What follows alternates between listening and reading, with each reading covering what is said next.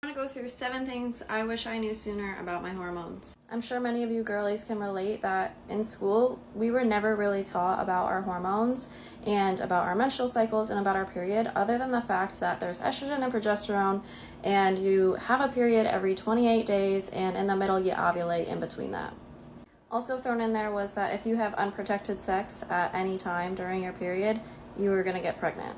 So these are 7 things I wish I knew. Your periods aren't supposed to be painful, and I wish I knew that because one of the reasons why I went on birth control was because of painful periods. And that leads me into number 2, is that birth control doesn't balance your hormones. It may suppress some of the symptoms that you initially went on birth control for, but it's not addressing the root cause. Number 3 is that if you're struggling with hormone issues, skipping meals and eating a breakfast that is high in carbs is gonna be worse for your hormones. May end up causing your hormones to go haywire.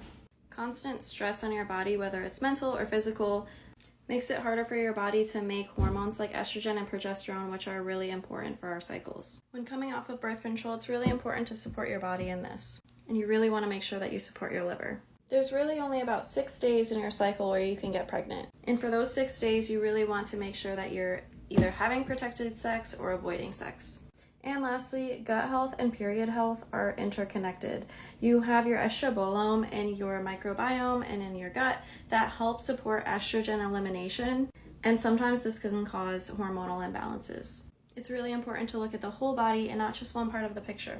I am hosting a free masterclass in December all about your period and menstrual cycle. I would really love it if you came to join me. You can sign up through the link in my bio.